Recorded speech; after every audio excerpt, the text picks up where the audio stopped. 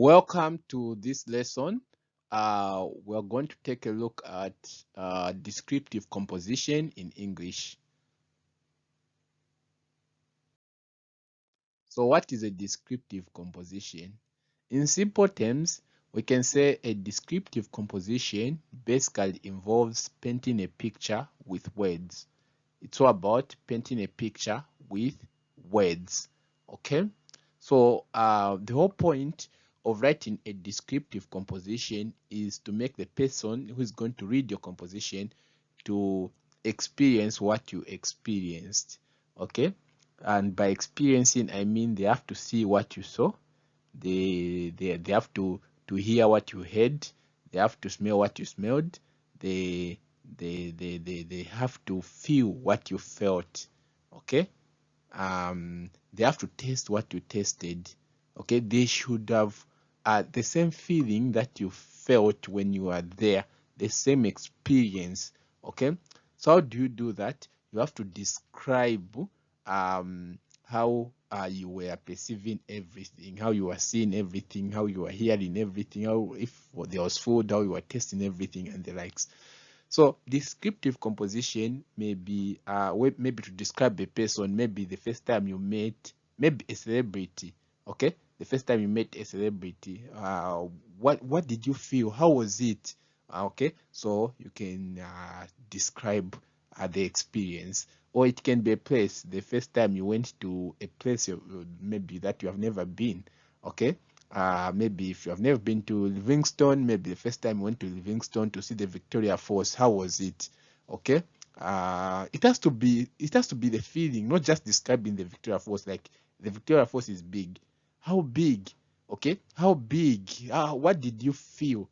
Okay. Did it feel your senses when you looked at it? Okay. Was it too big beyond what you thought? Okay, the person who's going to read your composition should also know that it was actually bigger than you thought at first. So that's how a descriptive composition should be. So it can be a person that you're describing, it can be a place that you're describing, it can be just an experience, maybe a football match. Okay, maybe the first time you went to Levi Manawasa Stadium watching a football match. How was it? Okay, maybe you were watching the Copper Queens or the Chipolopol. How was it? Okay, so that's what the descriptive composition should be about. Okay, so it shouldn't be something that actually happened, but you have to be creative, even picturing something that is not real. Okay, maybe I've never been to Levi Manawasa Stadium, but you have to try to picture something that would you're going to sell to someone who's going to read your composition as true. Okay, so that's how descriptive composition should be. Okay, just like another composition, a descriptive composition has the introduction, the main body, and the conclusion. Introduction, main body, and conclusion, just like another composition. Okay, nothing strange or nothing specific or unique about descriptive composition other than the way you write it. Okay, that is the way, the words you use and what you are trying to achieve at the end of the day. So like I said, you can be asked to describe anything such as a place, emotions, ideas, a person, etc. So here are some tips on how to write descriptive composition. Tip number 1: make use of words that are appealing to the 5 senses. Okay, make use of words that are appealing to the 5 senses. Maybe you may not know the words. So what do? Okay, there's Google. Okay, go on Google. You can type what are some of the words that are appealing to the 5 senses. They will give you lots of examples, which you can get the ones that you understand or that you like, that you can be using. Okay, so here are some examples of words, and just also examples of how to write to write words that are appealing to the 5 senses, or sentences that try to appeal to the 5 senses. So sight is one of the senses. We see things. Okay, so what do we see? We see color, we see how rough, smooth things are. We see how shiny, how dull things are. So color is just an example, but we see different things. So when writing, when you want to show sight, you have to bring out what you saw. You can say, for example, the sky was blue, so it was a blue sky. Someone have a picture. Okay, you can say that monster whose skin shimmered. To shimmer is to shine, like maybe there is the sun, then it's shining because of the sun, so that's shimmering. Okay, so someone will see, oh, this thing had the skin that is shining. Okay, you are giving someone the picture of what you saw. Okay, so again, you can describe things using the sense of touch. Okay, when you touched it, how did you feel? Was it cold? Was it warm?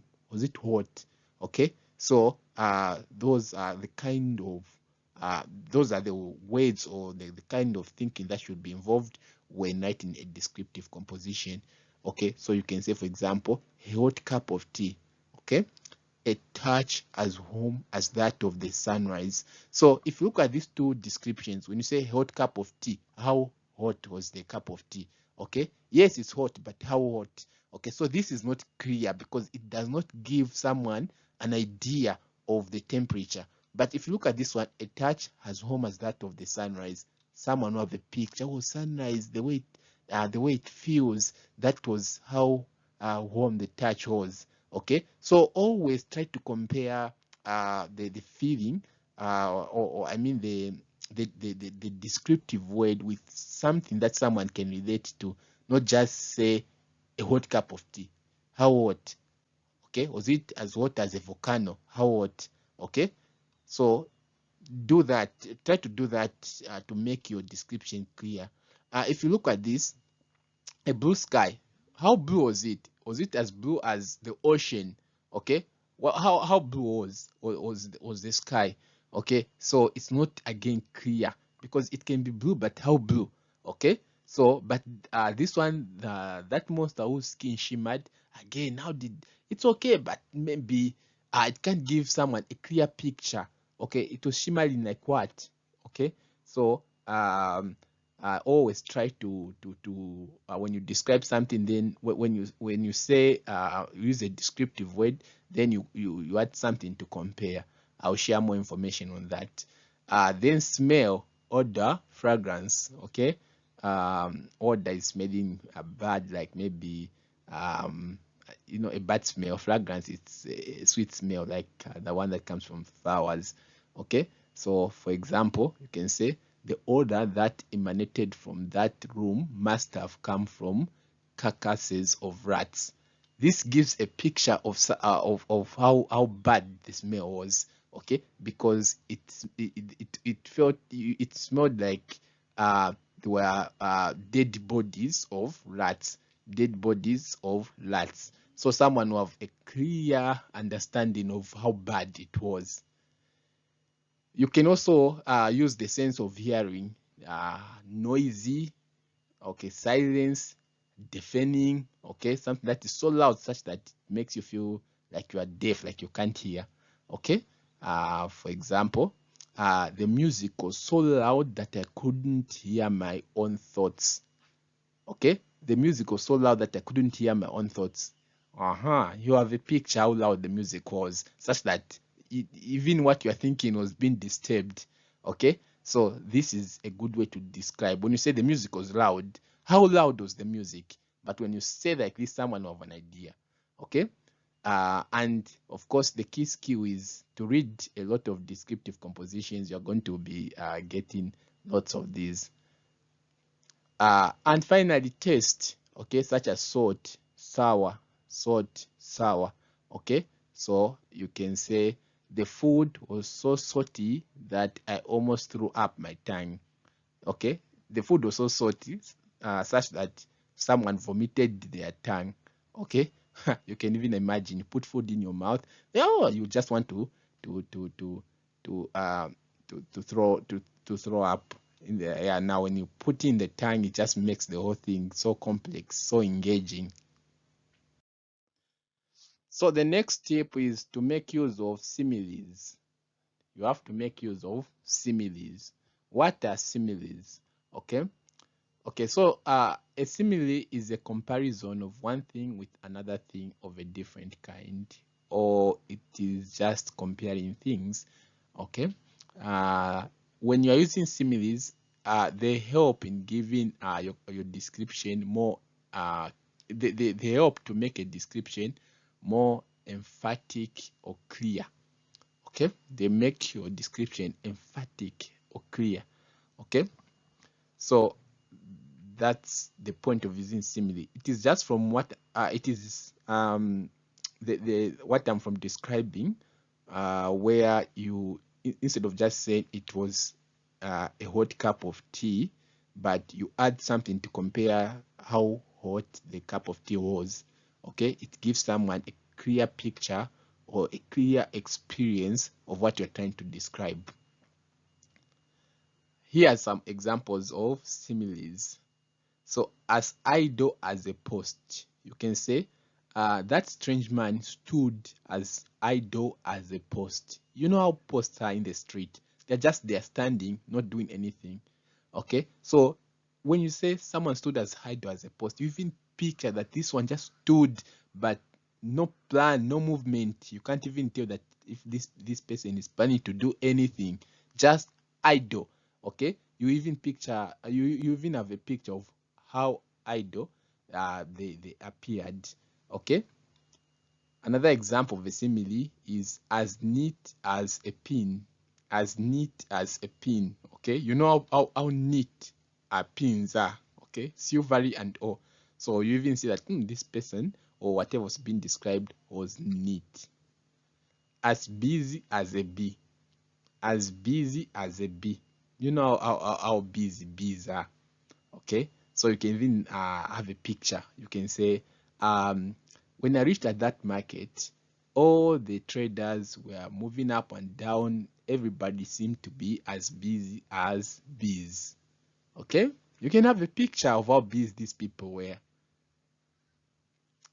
Another one, crystal clear, which we commonly use to show that something is clear. Okay, or as clear as a whistle. When you whistle, I can't whistle. But when you whistle, you know how a whistle is clear, neat if it's done properly.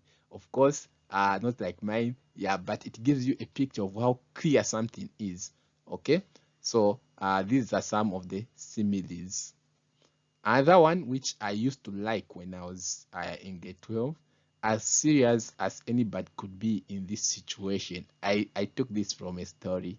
Okay, and for you to become skillful when it comes to writing compositions, I'll read stories. You are going to be stealing some things you can be using. As serious as anybody could be in this situation. I stole it from a story called Dragon. It's a nice story. So I could change this depending on what I wanted to write. For example, I could, if I want to show how hopeful I was, I could say as hopeful as anybody could be in this situation. Of course, this is not as clear, but it's just good use of words. Okay, good use of words. Yeah, so for those who are in my class, I'll share a list of similes that you can go through to so that you can get some which you are going to like that you should be using. Okay, otherwise if you're not in my class, you can just go examples of similes. You're going to find lots of examples.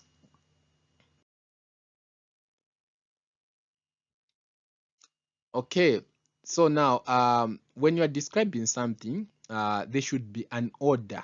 Okay, not always a rule of thumb to mean that that's not always the what you should do, but it makes your description easy to follow. Okay, the order of describing should start from describing what you can see or sense from afar, and then you describe the details you can observe when near. For example, if you want to describe a person, you can say, you can start with the height. He was as tall as a blue gum tree. You can go to the body size. He was as thin as what's thin? As thin as a pin. I'm not sure there.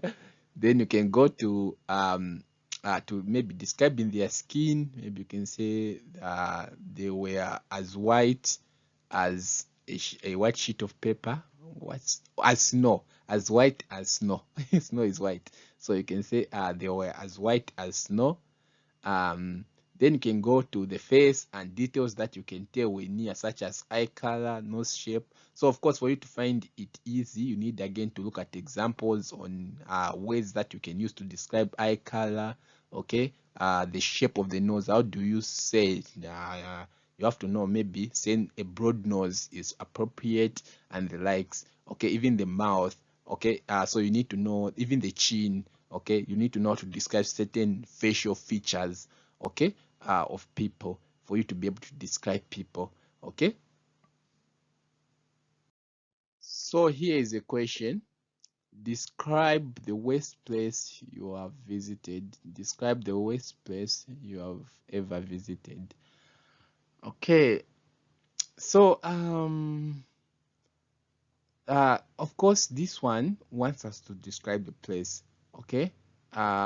You can describe the place. Of course, you can start, the place is like this, like this, like this. But also, you can just experience. You can just describe what you experienced when going there. Okay, because the question says describe the worst place you have ever visited. So you can uh, describe what you went through when you visited the place. That's what made you think it's the worst. Okay, so that's how it should be. Okay, what I'm trying to say is when they say describe the worst place you have visited, you can say, oh, the place has bad toilets, it is noisy, it is what. Yeah, that's okay, that's okay. But it's even better when you tell how what you passed through when you went there. Okay, so instead of saying there's bad toilets, you can say when I dropped off from the bus, I thought of making use of the toilet when nature called, and then now you describe how bad the toilets were. So it's better that way.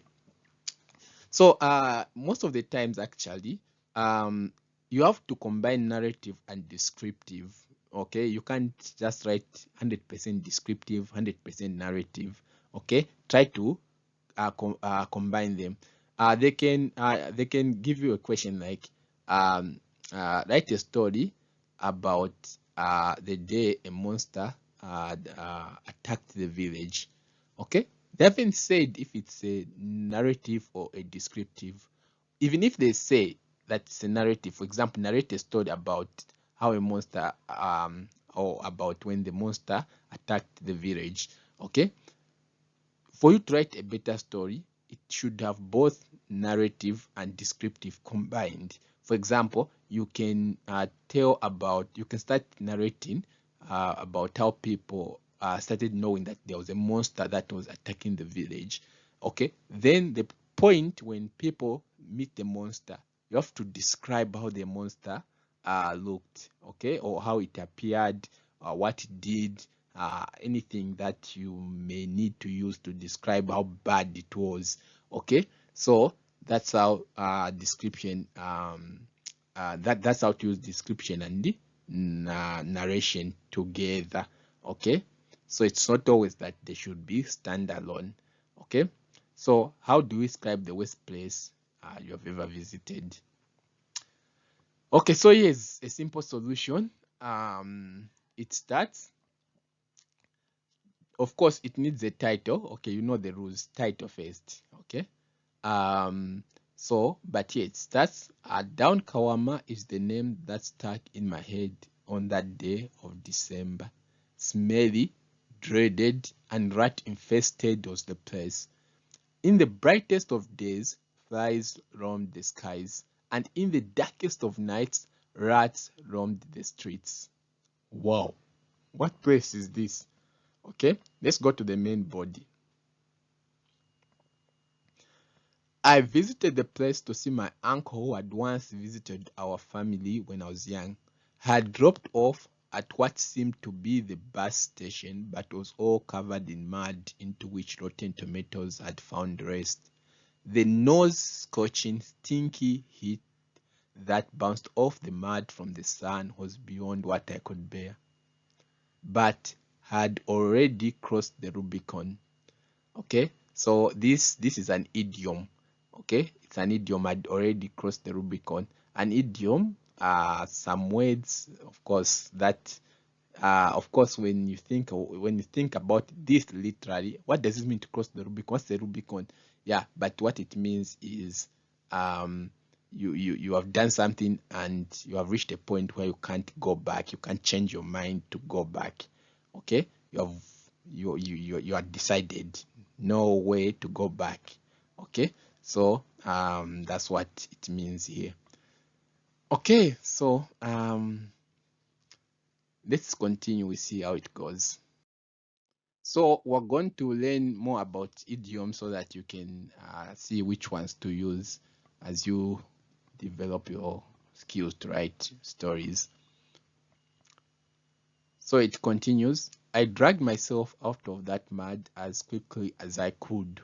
Had been directed on how to reach his place by my mother. I was not a person who was fancy, as I was born and bred in the suburbs of Kanyama in Osaka. I continued my journey into the thickets of down Kawama. Each meter covered was proportional to an increase in the odor. As I progressed further, I saw someone from afar. Seeing a human was a relief. He was tall with a skin complexion as dark as coal. So as you have seen a simile here, are trying to describe how dark the person was. Okay, as he neared closer, his shirt that appeared brown was actually white, but might have been on his body for all seasons that came and went, as the sweat of his lifetime had changed the texture and the color of what seemed to be once a beautiful white shirt. Whew. Ha. Do these people your bath, or do they even wash clothes? You get to wonder. Anyway, let's continue. We greeted, each speaking their own tongue, but affirming to have understood the other. As we passed past each other, the remainder of the odor that his body left behind choked me, but I had to act up as if all was fine. Twilight is the time of the day when the sun is setting. Twilight found me near my uncle's place as I was trying to tiptoe, rats that feared no man and flies that ruled the sky as if the whole land was a carcass. My uncle saw me and I was welcomed. He then commanded his daughters to prepare home water for my throat and my body, as if he knew the ordeal I had underwent in down Kawama. So that's an example of descriptive. It's not like 100% describing. No, you are narrating and you are just bringing the picture of the place. Okay, so that's how to go about it. So this marks the end of descriptive composition. Hope you have learned a thing or two. And don't forget to look for more descriptive essays so that you read them, you see how to describe. You need more examples for you to become good. For you to become a good writer, you need to read. That's the rule. See you in the next lesson.